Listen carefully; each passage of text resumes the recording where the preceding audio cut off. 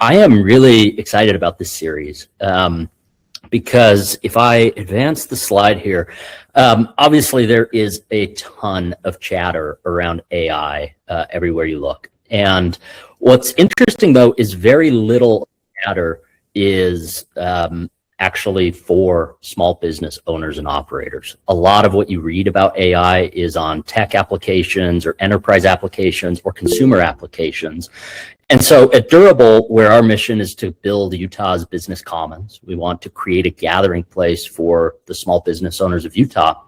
We felt like this would be an outstanding series for business owners trying to navigate the ever-changing landscape of AI, navigate the FOMO of, am I doing enough with AI?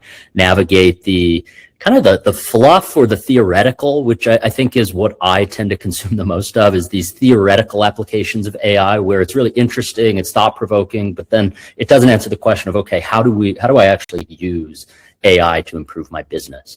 And so this is going to be a monthly series that will run until we don't. We have this kickoff for kicking off the series with Jed today, and I'll talk a little bit about how this came about and a little bit about Jed's background.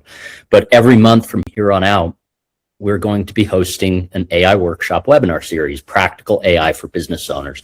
And again, the goal is, like, what the world doesn't need more of right now is theory on AI. I think what I'm really excited to bring to the table are less theoretics and more business owners who are using AI directly in their business. Share their screen. Let's keep these operator-led and use real use cases and examples of what's actually working. These will be tight 1-hour workshops, once a month, free, online, lunch hour friendly. Hop in, we'll be recording them. So if you ever have to miss one, no problem. We'll be distributing the recording. But the aim is really, let's not get AI experts, though I'm sure we will from time to time, but let's keep it less from, like I said, 50,000-foot theoretics and more into the trenches of what's actually moving the needle. We'll probably have use cases from anything from marketing to finance to operations to anything in between. Today's is going to be pretty focused on the marketing front. But just introducing myself briefly, I'm sure I know many of you on the call, but I am the CEO of Dakota Group. We own and operate a small collection of small businesses here in Utah. We have 5 companies. One of those companies is Durable. We started Durable about 1.5 years ago.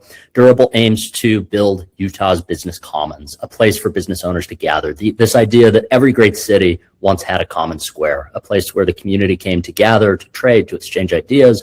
We're trying to build that for Utah business owners, particularly Utah small business owners, because business ownership can be lonely and it can be difficult, it can be challenging. And the only thing that makes it just slightly better is doing it alongside people who understand what you're going through. And so on this call, we have, looks like about 15, 16 people who all run small businesses and are kind of at the helm having to make decisions. The hard calls fall on your desk. And AI is currently a hard call. It's, what do we adopt?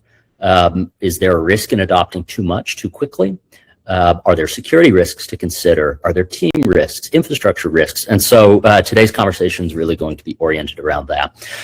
For those who want to get more involved in Durable, there are kind of 3 ways into the community. There's subscribing to the Durable Dispatch. I'll bet if you're on this call, you're already subscribed to the Durable Dispatch. This is a twice monthly note out to your inbox, practical thinking on small business ownership. We share upcoming events, which is the second way in, curated events. Any given month, we're hosting between 4 to 6 events for business owners, workshops, invite-only private dinners, broader fireside chats. Most are free. All are focused on the plight of the small business owner. The third way to get involved with Durable is to go deeper and join a peer group. We facilitate curated peer groups for business owners who meet monthly and kind of act as one another's sounding board, advisory board, the board of directors that you don't generally have when you're running a small business. And that's actually maybe a great segue into how this came about. Jed is both a friend of mine, but also a longtime Durable peer group member. And we were having a peer group session a couple of months ago, and the topic of this group of 8 to 10 business owners was essentially, how are you using AI? What's actually working? What's not working? How much time are you spending on it? Should I be doing more things? And Jed said, we're actually working on something really interesting. Maybe next month I can come back and show you what we've built. And this was, I think, a month ago, Jed. And I've had maybe 3 to 5 moments with AI in the past 6 to 12 months that have really just like stopped me in my tracks on like, whoa, this is changing the game. This is changing the landscape. And Jed's presentation was one of those moments. Not because I think what you're about to see is anything terribly novel. I think what is really cool is how Jed is using AI to actually move the needle on his sales and marketing pipeline, on his lead generation, and on driving sales from a marketing and brand standpoint, but also, like I mentioned, from a sales and revenue generation perspective. Jed's background is a developer. He's lived like 7 different lives. If you ever get the chance to grab a beer with Jed or a sauna session with Jed, I highly recommend it. From city planning in New York and LA to running a software company to running a project management, kind of fractional project management team to now running I9 Intelligence, which he will talk about, I'm sure, as we get into it. He's also the founder of Hydrant Holdings. He's made a couple of acquisitions. He dabbles. He does this and that, as they say in White Lotus. Jed, without further ado, do you mind taking the mic from here, introducing yourself, and kicking us off today? Awesome. Thanks for the warm intro. Nice to meet everybody today. Let's see. I should be able to share my screen. Let's see if it works. Okay.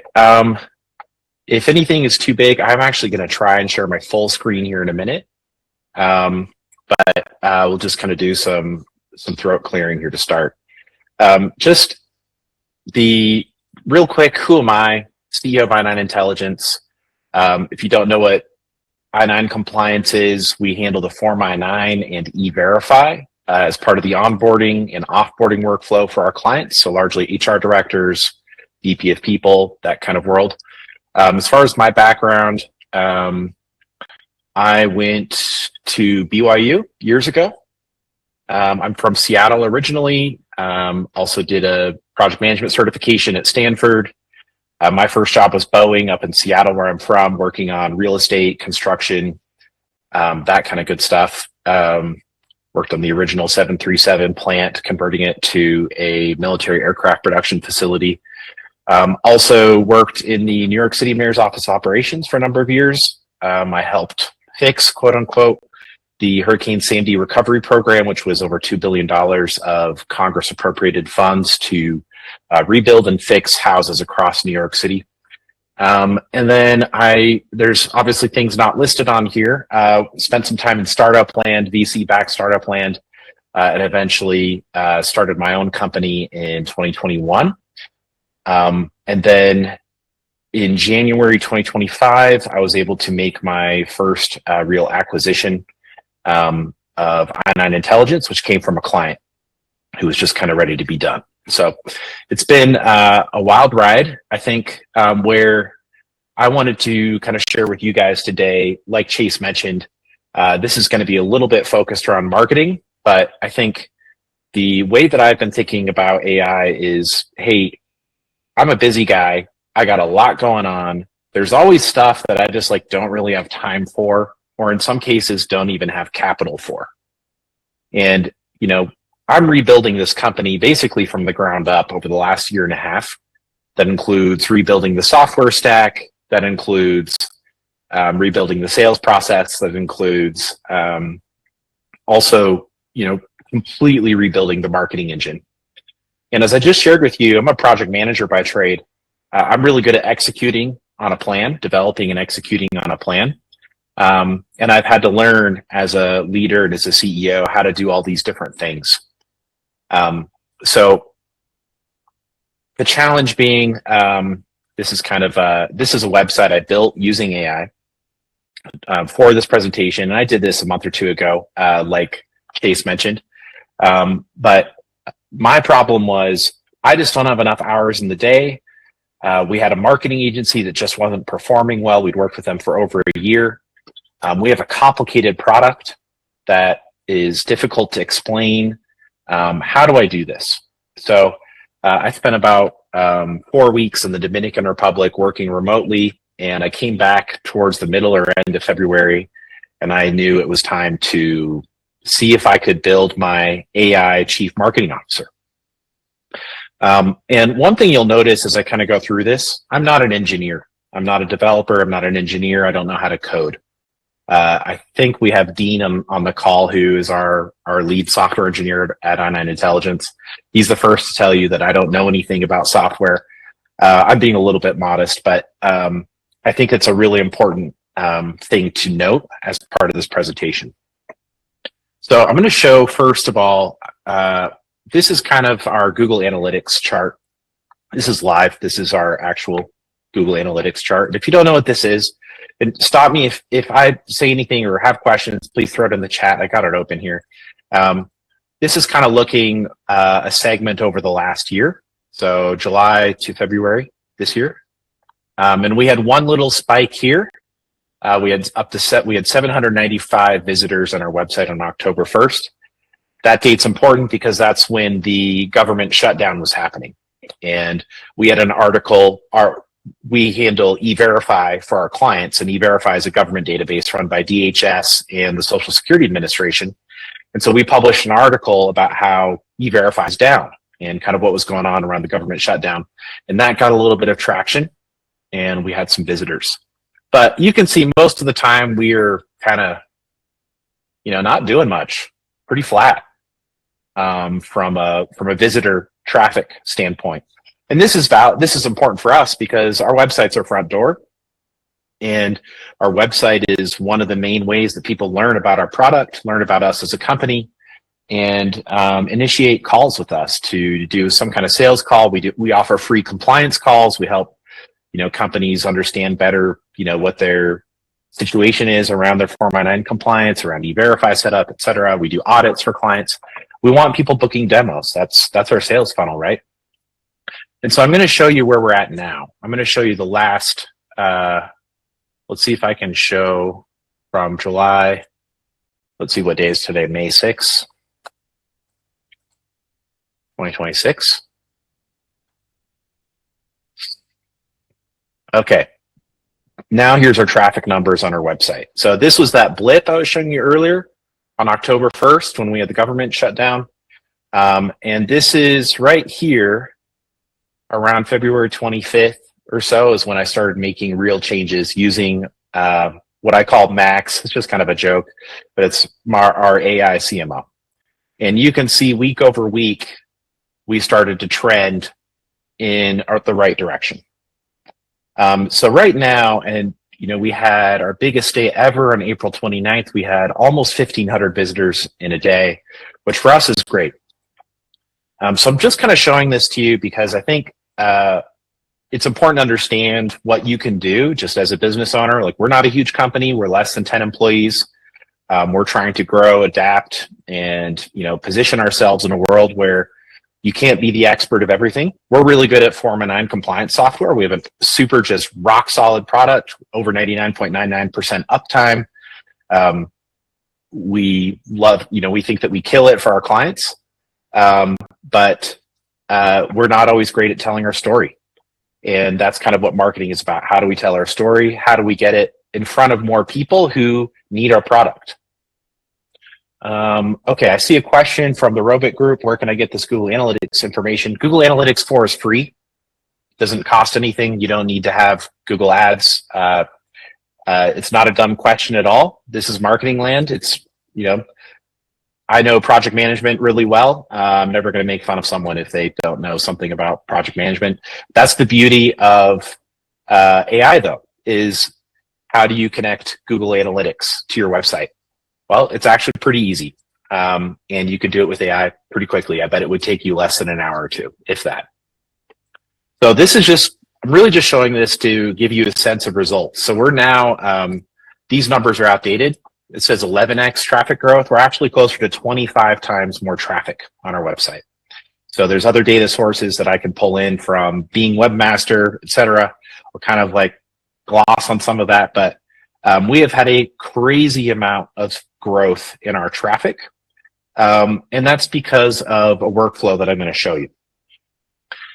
This is just kind of more numbers. I like numbers. For me, it contextualizes results. But we had 0 number 1 rankings for pages or keywords. We're now actually beating competitors that are 20 times our size now. So I like the numbers because it's like, hey, this is real. This is today. I'm not a marketer. I'm not an engineer. And yet I've been able to do this with AI. So, yeah. Also, you know, I think it's interesting, and maybe y'all can put this in the chat, but I'm interested a little bit in like how people have been interacting with AI so far. I think most people interact with AI through like a chat bot, whether it's like Chat GPT or maybe use Claude. You're interacting with a chat bot, Google Gemini. There's a few products out there now. What I'm going to show you is kind of the next iteration of interacting with AI.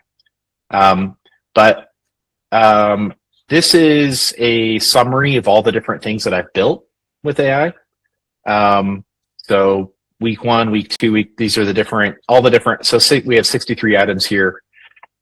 Risk calculators, content, crawling the USCIS website, different articles built, SEO, meta rewrites.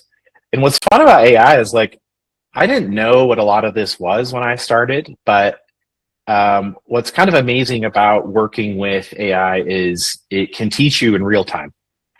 So if you don't know how to use Claude Code, for instance, or you don't know how to use Google Analytics, you can take a screenshot of something and then put it into your conversation and give it some context, and it will help you work through it.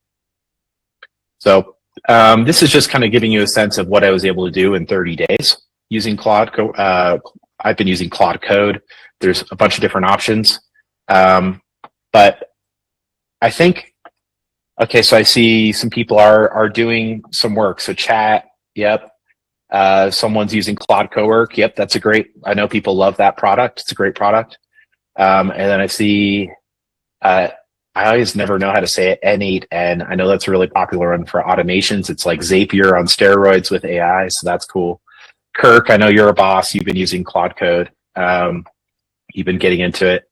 But I'll just kind of level set a little bit. I think what's different here is I'm not prompt building anymore.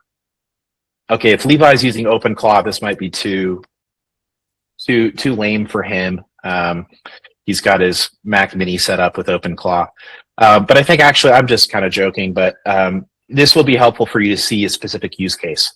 Like in our group chat, like I think I see Pearson, Lydia on here as well. They're in our peer group. I love hearing about how different people are using AI and seeing different use cases emerge. But what's different here is obviously we're not just prompt building now. Used to be like I'd put in like, hey, as a top 10 B2B SaaS marketer, I have this problem. Help me kind of solve this problem in the chatbot, right? What we're going to now is providing way more context.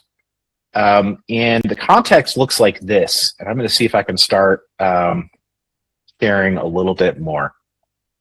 So here, this is actually Max, or my AI CMO. And this is a collection of tools, scripts. You can see all these different Python scripts I've built. I should say Claude has built. This is the context, right? And there's a few pieces here that are really important. And I use Claude Code. It's going to look a little bit different. You can use Codex. I understand that's a great product. There's a whole host of different products out there now. But this is kind of like my governing file here. And this is called a markdown file, a .md. And let's see if I can find, we'll see if I can kind of show what that looks like. But this is kind of like my brain. So AI CMO, I9 Intelligence Marketing Engine. And it's basically a referable context that it is always reading from or always using every time I'm using Claude Code. So as I'm working on different marketing stuff, I'll call it kind of broadly, it's always bringing in this context. And so it has things like automated polls. These are things I've set up where we have scripts to pull that data that I showed you from Google Analytics. I'm able to pull that relatively quickly. And I want Claude to remember that. I want Max to remember that there's all these things that it knows about our business so that it has the maximum amount of context to be able to deliver high quality work product back to me. Generally, the rule that I've discovered is the better the context, the better I manage context and give it to Claude or the AI, then the higher quality deliverables I get back. And this is generally true, right? We used to always say like data in, data out, garbage in, garbage out. If you have crappy data, if you have whatever it is, you're not going to get something useful back. So it's the same with AI, at least in my experience. Awesome. Yeah. So Lydia, that's a great one. So markdown files for each of your clients. That's a really useful way of handling it. For me, it's like, that's like really focused feedback around or context around that specific client. So when you are interacting on some kind of tool for that client, you can always draw from that preset context. So I don't want to dwell on this too much, but that's a really important thing. So it's just the point here. We're moving into context management as opposed to just prompts in a chatbot. The other thing here is live tool connections. So I'm going to show you, I'm going to scroll down a little bit. Here are 16 live integrations that I have over a period of time integrated with Claude Code. So Google Analytics, I talked about that a little bit. You know, Slack is a popular one. Replicate is an interesting one. I'll show you that really quick. Replicate is image generation. So this is basically a website that has all these different image models or video models or language models. It has, like, you guys have heard of like Nano, Banana, etc. I'm able to use these models and it's already natively connected to my Claude Code. I didn't even know Replicate existed. I didn't know you could do this. But I was like, I need to get a new image on our website. This is our website, Ana Intelligence.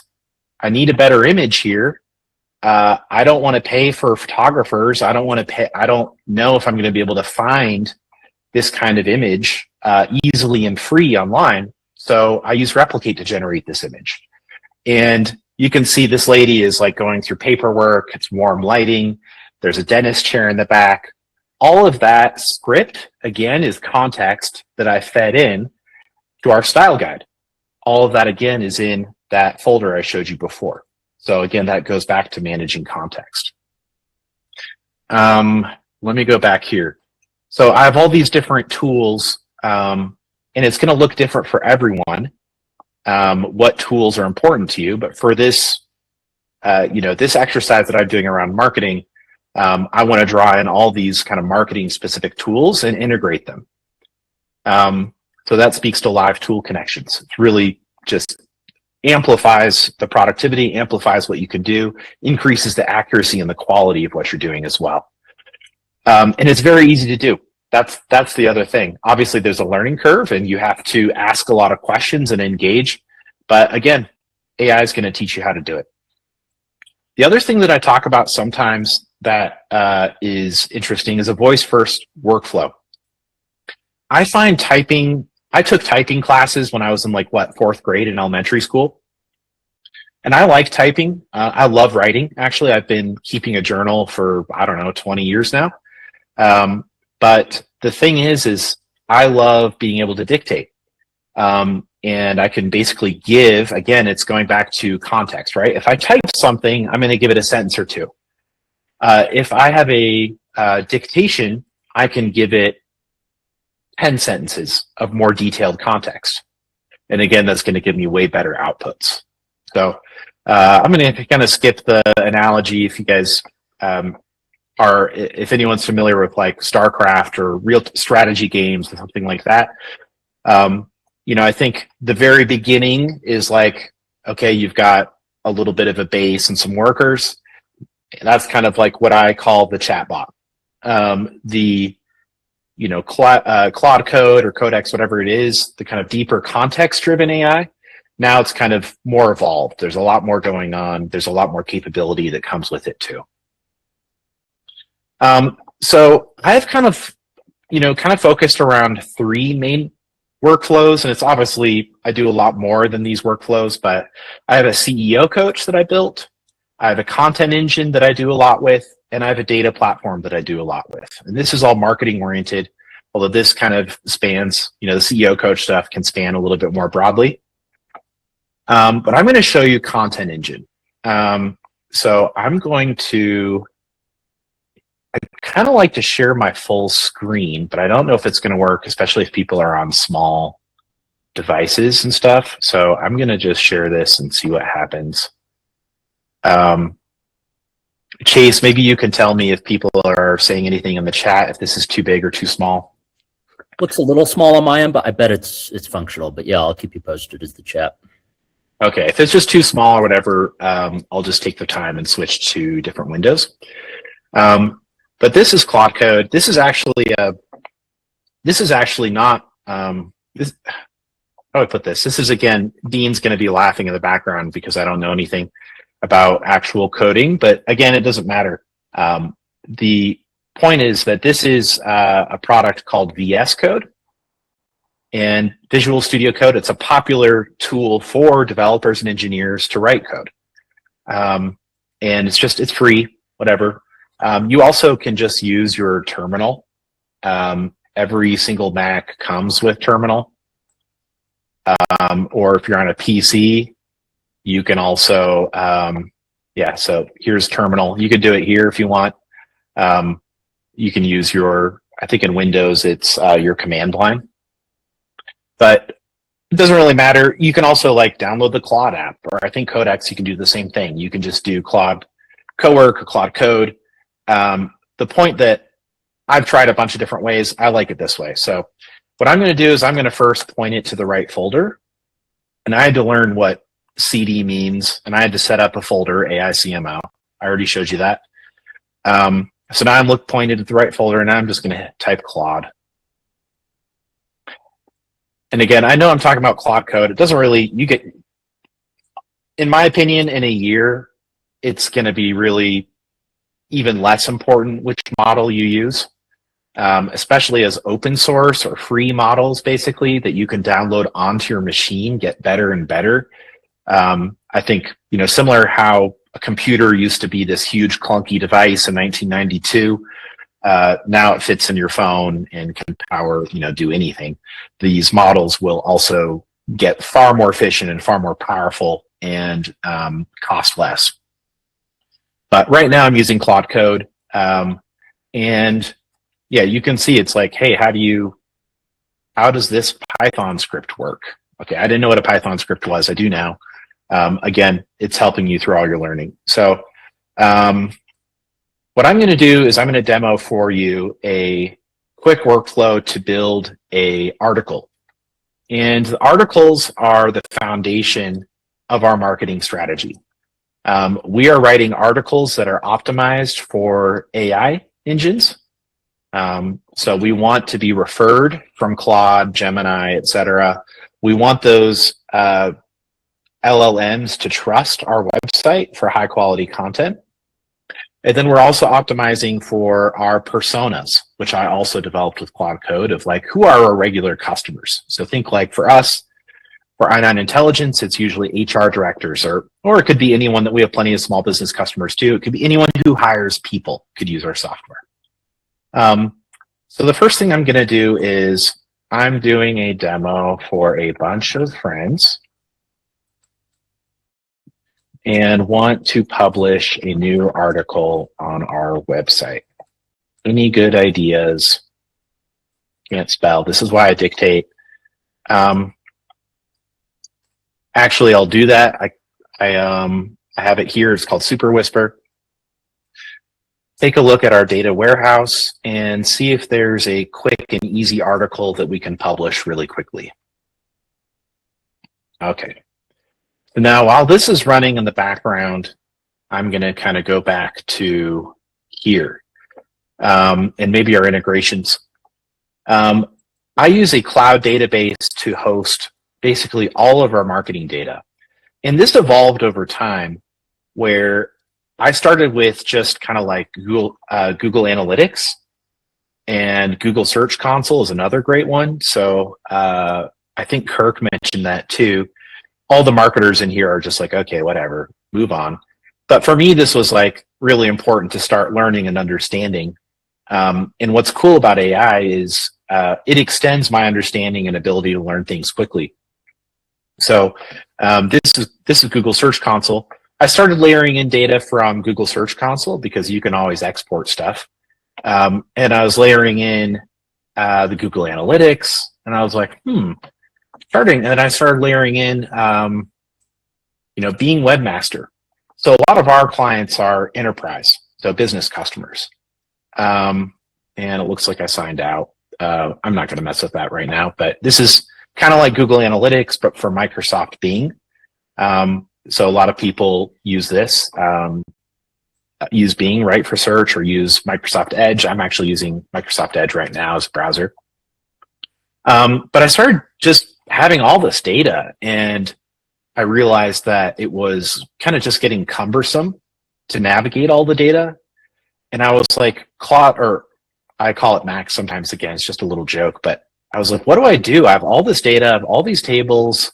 We're getting new data every week or every day or every month. What do I do? And it was like, well, let's build a database. And I was like, okay, well, look ahead another month or two. If like we kind of keep growing this and maybe I want other people to access it, what should we do?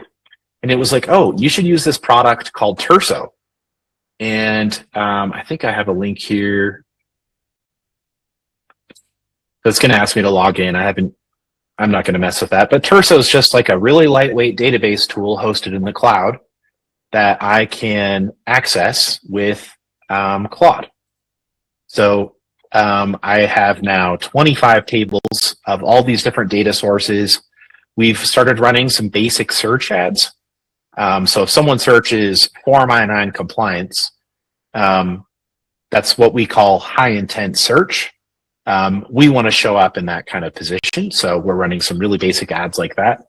And all of this data is living on Terso. And there's, of course, competing product. You can build this however you want. Again, I think AI tends to build kind of what you need and kind of at your level. So you have to prompt it like, hey, how do I think ahead? How could I look at this in a bigger perspective, looking ahead a month or two? So kind of going back to here. So Claude just did a bunch of stuff. And what it did is it was loading up context. It knew based on my prompt kind of what I'm doing. It also knew based on, again, some of the context I have in here. It doesn't always hold all of this context at once, but it has, like, say, the Claude Markdown file. It always has I built like a little handoff sequence, some basics. It's going to have that loaded up. And so it's running through and it's gathering context. It's checking Terso, our database. It's looking through our style guide. And okay, now we're at this point where, okay, here's some good ideas. Top pick, why companies choose Verify I-9, what to watch out for. Oh, this is perfect. So everyone here has probably heard of Equifax. You get credit reports for them. They're a huge data company. They also have an I-9 compliance module. They have a bunch of these things called workforce solutions. And they largely sell to enterprise buyers. And Equifax is kind of like the old goat in the room. They bought a bunch of little companies, and they kind of own a lot of the market, but they don't do any kind of innovation. They don't, people come to us from them because there's no customer support, super expensive. They don't innovate on new products, et cetera, right? We all know this story. So we have a lot of competitor analysis in our AI CMO that we've run. Again, I didn't know how to build any kind of crawling script or anything like that, but it was like, hey, what if we comb the internet for our competitors and popular complaints about our competitors? And I thought that was really interesting. And I don't love having super negative competitor type stuff, but the reality is we have so many demos now from companies who are trying to leave Equifax. And we want the AI to learn that our product, again, learn through our articles and our content on our website, that we're actually a really good choice if people are trying to leave Equifax, because we offer really great customer service. We have a super compliant stack. It's really easy to use. whatever, all those reasons, right? We want the marketing gods, aka the big the big LLMs, to learn that we're a great product and that they should surface our product when people are asking, hey, I need a 99 product, what do I do? So it's suggesting this one. There's a couple other ones. H-2B visa I-9 compliance, quick guide for seasonal employers. I kind of like this one because it's a little more complicated. We have a lot of clients who do a lot of H-1Bs, H-2Bs, E-3s, et cetera. And they want to make sure they're doing it all compliantly so they don't run on the wrong side. So this might be a good one. And here's a third one. Title of authorized representative of the N9, what to write. Let's just choose a short one. Let's do the top pick. Hey, this sounds great. Let's do the top pick. Why companies choose Verify I-9. Please make sure to refer to the style guide so that we're drafting a good article. Make sure to fact check it, etc. Go ahead and get started. Okay, so I just dictated this, hit enter, and now it's working. So I sometimes will have it double check. You can also create skills and things like that. I don't personally find the skills that useful. It's just like a preset of having it look at a specific set of context. But in my opinion, I just kind of say, hey, this is what I want, refer to our style guide, as opposed to trying to create a skill. It's easy to kind of go overboard with stuff like this. And I kind of choose the 80-20 method. I just wanted to do 80% of what I need. And the other thing that I do is I'm always looking for, where do I insert myself in this conversation? In my opinion, it's pretty easy still, I would say, to get on the wrong side of AI. And what I mean by that is letting AI do too much and getting into a world where we're introducing a lot of risk. I think that's the easiest way to put it. And so I want the most valuable thing that I have in this conversation with AI is my experience and my judgment. And so I'm looking for ways to insert myself, which people call human in the loop. And so I'm looking for, where are those like stopping points where I need to review. I need to look at it. I need to spend time on this and make sure that it's happening right. And I apologize, there's some leaf blowing in the background. If it's too loud, let me know. I'll mute myself when I'm not speaking. Okay, so this is just kind of updating me as we go. I can always expand and get a little more detail on what's happening. But while this is working, see, it's got a little plan here. It's going to draft the article. It's going to fact check it against USCIS. If you don't know what USCIS is, it's the rule body around, it's an extension of Customs and Border Patrol.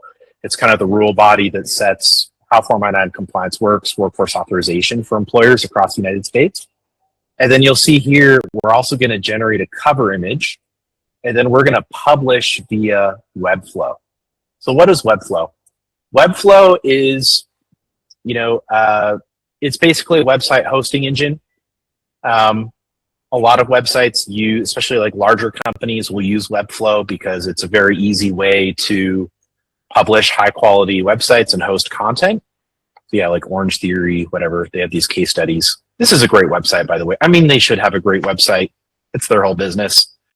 But we use Webflow. It's been a great product. And we have integrated this to where, I'm just going to make sure I'm not talking to myself here. Okay, you guys are all still with me. Yes, our style guide is inside. Our style guide, I don't know where it is. I think it's in reference. I have a lot of reference.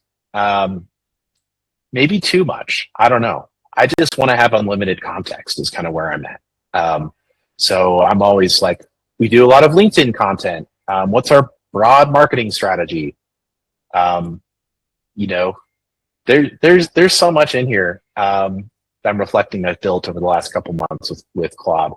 But yes, here's our CMS article style guide is here. This is a really crucial file for managing and making sure that we're publishing content here that follows a preset script that I know is going to work with Webflow and with our existing content. So hopefully that makes sense. Let's check back here. So cool, the draft is done. We've got an HTML file. It's been fact checked. You're asking, how do we fact check that? Well, let's go to USCIS. This is U.S. Citizenship and Immigration Services. It's, again, like I said, part of Department of Homeland Security. They have this whole handbook for employers, the M274. They have a lot of content on here. And I was like, well, I don't want to publish an article that is inaccurate, but I also can't have our director of compliance review everything. Ultimately, this is not, it's in the world of marketing, this is not the most high stakes thing. If we get something, we want it to be really accurate, but we also can't spend, like, we're really trying to get demos and people to use our software, right? So what we did is I built a scraper and it downloaded basically everything here from USCIS, and we run it monthly to see if they do any changes, because guess what? It's a government website. They don't publish their changes. They don't say when they update policy. They don't really give you much other than what they have. They have a lot of broken links. And so we scrape, I think, something like 70 pages from USCIS every month just to see if there's been changes, so that we can be the most up-to-date that we can be, and that we're going to publish content that's highly accurate. And so I don't overburden Patricia and my team with reviewing garbage. I want her to look at something that's like 98% of the way there. Okay, so we've got a draft here. It's been fact-checked. We did a bunch of verifications here. Cool. And then we've got a little bit of a structure, outline. Now in our style guide, I always include quotes. And a quote is basically like a trust signal for people. And if anybody's worked around PR or something like that, we want our website or these pages to get picked up by external organizations. So we always include a quote or stuff that's like easy for people to pull from in case they wanna do that. So I'm gonna say, for the purpose of this demo, I'm gonna say, and again, I'm just gonna dictate it so it's fast. Hey, go ahead and publish this. I'm happy with it. I'll live edit it once it's published. Go ahead and get some images going via Replicate API. Okay, so it's going to go ahead and publish, and you're like, well, how's it going to do that? Well, again, Webflow has an API. It also has this thing called an MCP server, which I don't know. I'm not going to bore you with that today, but you can find out what that is. It's kind of like an API, which is basically just a connection between two different software platforms. Is probably the easiest way to think about it. An MCP is kind of like another layer on top of that it supports AI, if that makes sense. But again, going back to all of our integrations, Webflow is one of those things that we've integrated. So we've generated the content. It's in here, not in the reference folder. It's in our content folder. And we also have a tracker of all of our content. That's super useful. But it's going to go ahead and publish to our website. And it's going to generate some images, again, using Replicate, which I kind of showed you guys before. We use this model called Flux 2 Max. Flux 2 Max is kind of incredible. It really emphasizes photorealism. It works very well. And again, we have this whole thing wired up through our integrations. And I'm just going to be honest with you. It took me a little while to get the hang of it, but once you kind of start to learn how to do integrations and just kind of get in this world a little bit, it gets easier and easier. Like anything, right? Like anything, as you spend time doing it, it's going to get easier. So we have all this wired up. It's all in here. And pretty soon, we should have an article get published. Okay. Sometimes I get like these privacy prompts. This is a common one. I'm comfortable with it. I've already looked at it. I'm going to go ahead and allow. It's basically asking, can it access the API keys in a different folder? But it's going to go ahead and do that. And we'll have an article here in a minute. A couple other things I'll point out.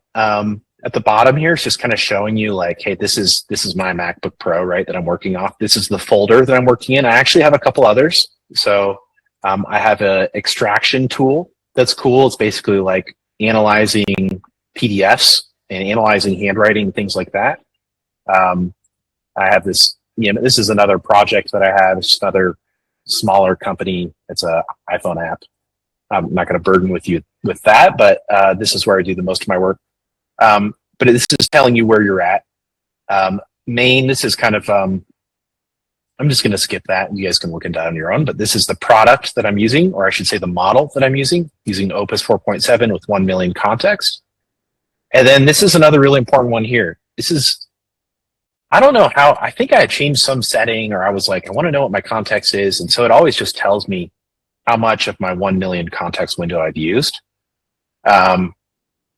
Okay, go ahead, keep going.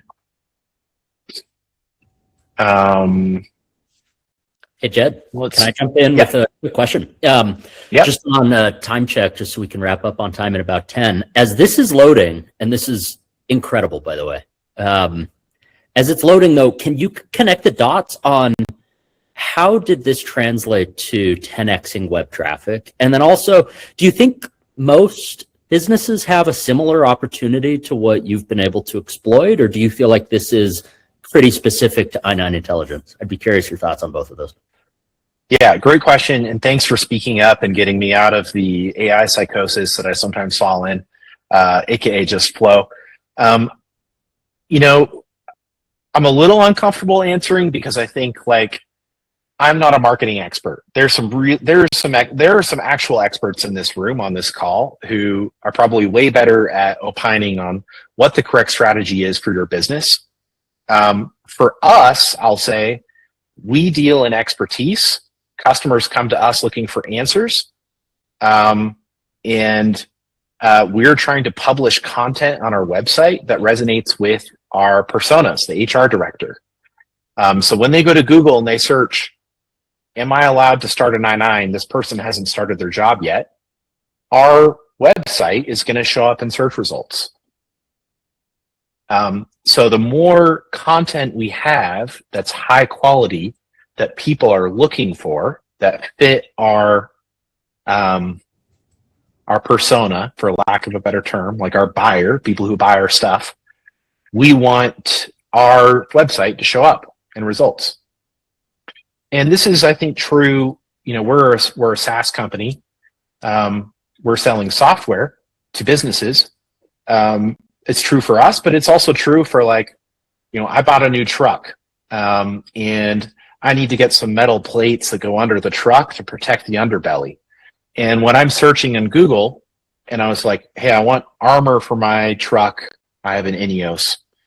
And if you're selling, here, I'll just demo it, probably a little easier. And this is maybe getting a little too far into marketing weeds, but it's like Ineos truck metal protection plates, right? Okay, it's surfacing all these things, all these products. We've got, okay, there's a aluminum transfer case. Okay, metal cloak. Oh, I've heard of them. Maybe I'll click on that one, right? Boom. I'm on a website trying to buy something. For me, I'm a project manager, but this is how people buy stuff. They search on Google, they ask Claude, they ask ChatGPT. Some people, Instagram ads, things like that.